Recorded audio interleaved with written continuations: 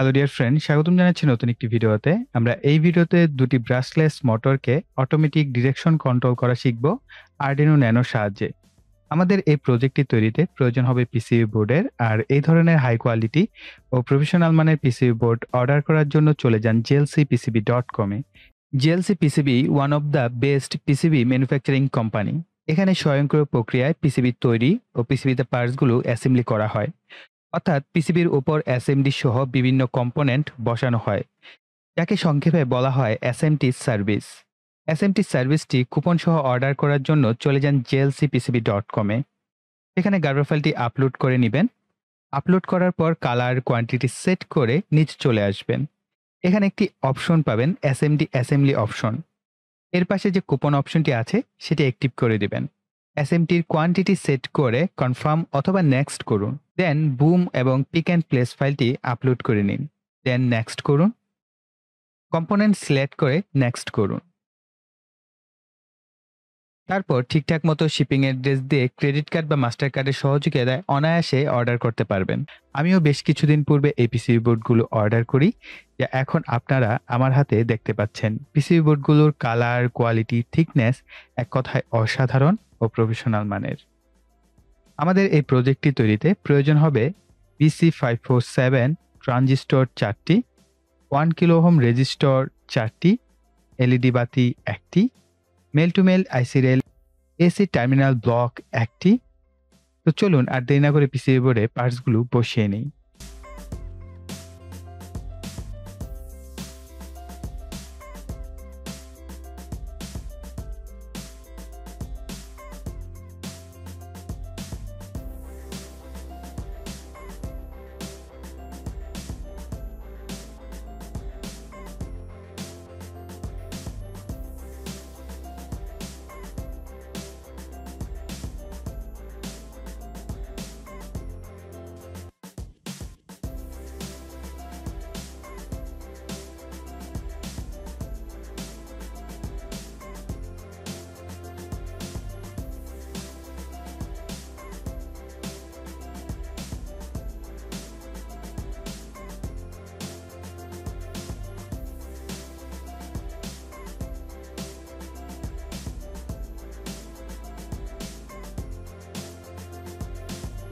তো এই হচ্ছে আমাদের সার্কিট ডায়াগ্রাম। আপনারা দেখতেই পাচ্ছেন, খুবই সিম্পল ভাবে করার চেষ্টা করেছি। এই কাজ হচ্ছে আপনারা এই ক্ষেত্রে Arduino Uno বা Arduino Nano ব্যবহার করতে পারেন। আর আপনাদের মূল কাজটা হবে এইচ ব্রিজটা তৈরি করা। আমরা যে সার্কিটটা তৈরি করেছি সেখানে মূলত এইচ ব্রিজ ছিল, এবং এই এইচ ব্রিজের হচ্ছে আমরা ২ টা কপি করব। যেমন এখানে দেখতে পাচ্ছেন এরকম সিমিলার আরেকটা আপনারা এখানে ড্র করে নিবেন, এবং ৪ এবং ৫ থেকে হচ্ছে আমাদের Arduino Nano বা Arduino Uno হচ্ছে আউটপুট, আর আমাদের মোটর ড্রাইভারের হচ্ছে ইনপুট।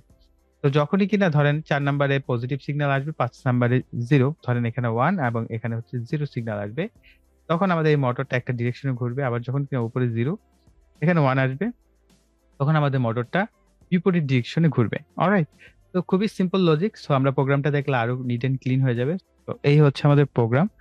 প্রোগ্রামে দেখতে পাচ্ছেন আমরা ভয়েড সেটআপ থেকে শুরু করেছি, দেন হচ্ছে পিন মোড ৪, ৫, ৬, ৭।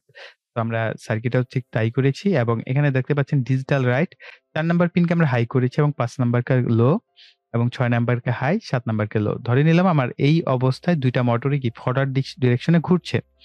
তো যখন কিনা আমি ৫ নাম্বারকে হাই করে দিয়েছি, এখানে ৪ নাম্বার হাই ছিল এবং ৪ নাম্বারকে লো করে দিয়েছি, তখন আমার মধ্যে মোটরটা কি হবে? রিভার্স ডিরেকশনে ঘুরবে।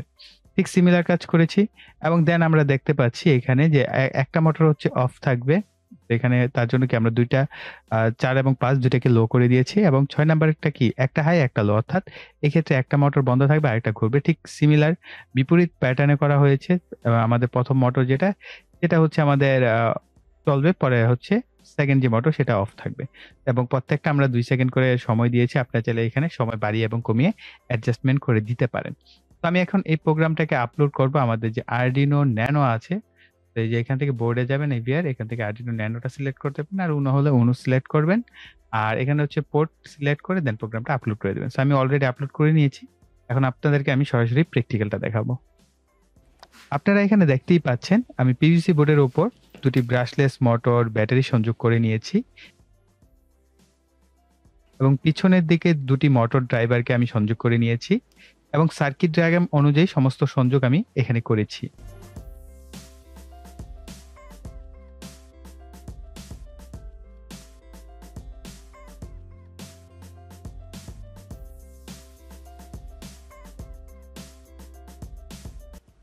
এখন বাকি রইল Arduino Nano কে পাওয়ার সাপ্লাই দেওয়া। সো পাওয়ার সাপ্লাই দেওয়ার সাথে, সাথে আপনারা দেখতে পাবেন যে এই যে মোটরের যে প্রোপেলার গুলো আছে সেই প্রোপেলার গুলো কিন্তু ঘুরতে শুরু করবে।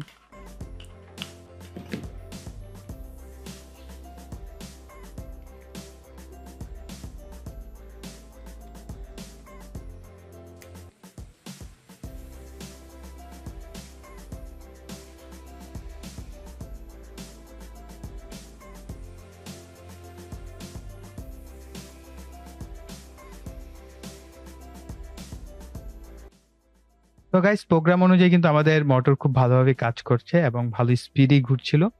তো আই থিংক ভিডিওটি আপনাদের কাছে ভালো লেগেছে। ভালো লাগলে ভিডিওতে একটি লাইক দিবেন, কমেন্ট করবেন, ভিডিওটি শেয়ার করবেন। আর যারা এখনো চ্যানেলটি সাবস্ক্রাইব করেনি, চ্যানেলটিকে সাবস্ক্রাইব করে পাশে বেল বাটনটি অ্যাক্টিভ করে দিবেন পরবর্তী ভিডিওর নোটিফিকেশন পাওয়ার জন্য।